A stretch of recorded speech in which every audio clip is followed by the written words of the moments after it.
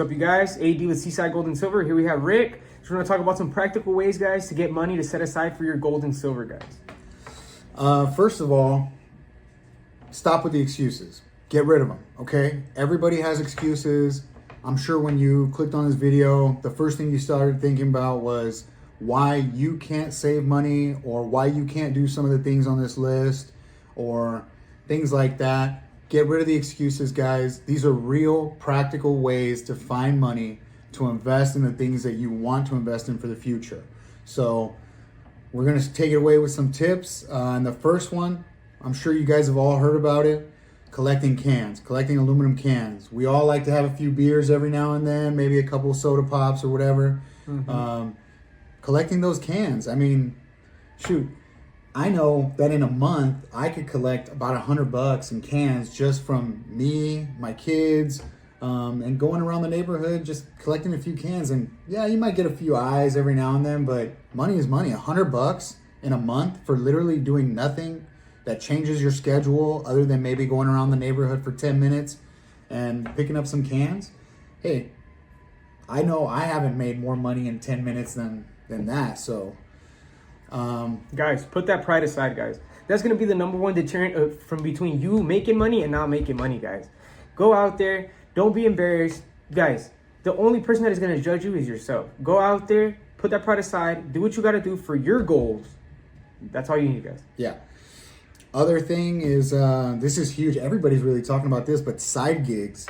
So side gigs is pretty broad. It's a general term that people are using. Oh, get a side gig, do this, do that. But it really does work. Like if you have extra time that you can find a side gig that works with your schedule or your talent set, or even the stuff that you have available to you. Craigslist, OfferUp. I know guys that do Rover and they take care of dogs just because they have a front and a backyard. That's using stuff that you already have. It's not going to cost you any money, and it's fairly easy to watch dogs and make sure they're fed and clean up after them. Okay. Cats, I know they do cats and maybe some other stuff. I mean, guys, if you're into tech, guys, you could go on there, decode somebody's computer, guys. If you're a certified electrician, guys, you can go find side gigs, guys. Go put in some switches, change some lights out, do some basic house like repairs, guys. If you're certified in this stuff, that's the type of stuff we're talking about. Or even guys. like going to pick up people's trash. Like if you have a pickup truck, exactly. I mean, you could go out and literally market yourself as somebody that just comes in. You pick up all that stuff on the weekends. You take it to the dump. You make a couple $100. That's all good money right there for some labor, you know. And if you don't have a pickup truck, hey, move on to the next thing. I know a ton of people who do this religiously, but yard sales, swap meets, taking your old stuff and taking it over to a yard sale, you can make a ton of money selling the stuff that's just sitting around your house or your garage. And I think you even have a story about that, right? Like, yeah, guys. So it was actually my first ever yard sale. It happened probably a couple months back. So I was just decluttering my room. I had a bunch of extra stuff. I decided, hey, I want to throw up a yard sale. Threw up a yard sale. Honestly, didn't expect many people to come. I had a couple random 90% coins. I had a couple shoes, clothes, jackets, random stuff that I had all around the house, guys, that I was either going to just throw away or give away for free, guys. And guess what, guys? In 2 days, I made $500. Yeah. I mean, out of just being there, guys. Out of stuff that I was going to throw away either way. And it probably would have just ended up in the trash or lost, and somebody else would have came and thrown it away. But what happened, guys? I was able to offer that to people at a great price, guys. At a great price, and still get some money to do what I want to do with it, guys. An equal exchange always is the best way, guys. Yeah, and speaking on that, the equal exchange, like I know my kids, man, you know my kids, they run through toys, man, all the time. They are always onto the latest and greatest toys and stuff like that. Not that I'm buying them all the time, but the stuff that they don't use anymore, either I donate that or I try to resell it. And the person who's buying it, it really does make you feel good because they're getting a good price on it. They know they're getting a good price on it. Their kid's getting a new toy. I'm decluttering, and I'm getting some more money to put into my kid's future by the investments. So, you know, it's just, like you said, it's a win-win for both people. Yeah.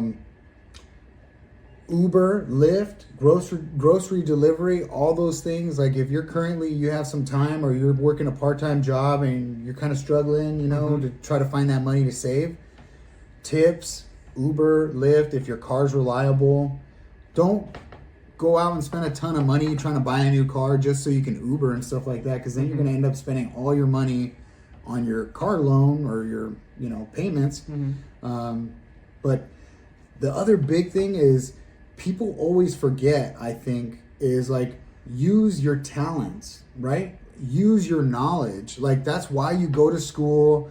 That's why you take up things that you're interested in, because you want to learn more about those things. People forget you can actually use all that information and knowledge that you've gained to make money off of that. Like, for instance, I mean, I love motorcycles. I love comic books. I love, you know, baseball and stuff like that. I can use those talents and that knowledge, and I can end up helping other people and getting a little bit of money back. Like, if you know comic books, you could go to swap meets, walk around, take your kids. Usually they're like a couple bucks to get in.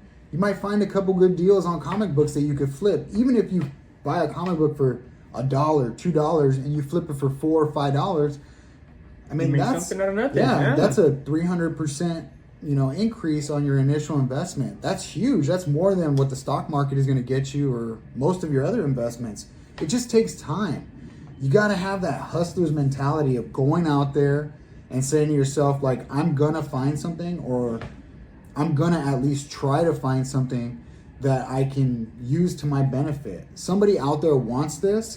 It's my job to get this to them. Be that middleman, right? Like, and guys, even if you don't find it the first time, guys, always understand, guys. Sometimes things don't go right. They're stepping stones, guys. If this hustle didn't work out, leave it, all right? Try a new one. But never, ever get stuck and think, okay, this didn't work out, I can't do anything else. Guys, always persevere, always go to the next one. Everything is a stepping stone, guys. It just depends on how you want to take the situation, guys. Yeah.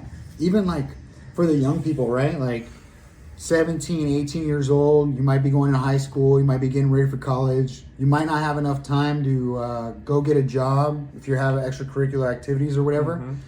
But what about using your talents of like school, right? Teaching other kids, mentoring other kids, having after school programs, offering your services as a tutor. It's a great way to get a cash payment for your tools, right? Like, I mean, everybody's looking for nice, reliable tutors out there that can teach their kids better than they can. So use the talents that you have. And I cannot stress this last point enough. Take the risks, but take the calculated risks, right? Don't get emotional. Don't give up after your first failed attempt. Don't buy into these dreams of people trying to sell you their programs of get rich quick schemes, or read the stock market, day trading. I gave up my whole career, or I dropped out of school to go do this and it'll work for you. All you got to do is buy my $1,000 program. Guys, they are selling you a dream. They're hoping that you get an emotional connection to wanting to be financially stable and having a ton of money. That's why they'll show you the Lamborghinis. They'll show you the big house. They'll show you the wads of cash, because they're trying to elicit that emotional response from you. And when you get emotional, you don't make the best decisions, guys. Yeah, you don't make the smart decisions. Think about it. If money was fast, like, everybody would have it, right? Look at Warren Buffett, right? One of the best investors in the whole world. You think he did that overnight? No. I mean, he's well into his like 80s, I think, or his 90s, and he's still investing. So he's been doing that for decades. This doesn't happen overnight, guys, and you got to put in the work. Like, you just got to go out there and have that hustler's mentality, right? Yeah. So these were just some quick tips on things you can do. If you guys have some other tips that you'd like to give out to the community, please comment down below. We'd love to hear them. We'd love to do some more content like this. So if there's some stuff out there that you guys personally have done, right, like we've done, to find that extra cash to invest, please comment, like, subscribe down below, and follow us on IG, Seaside Gold and Silver, AD, and Rick, baby.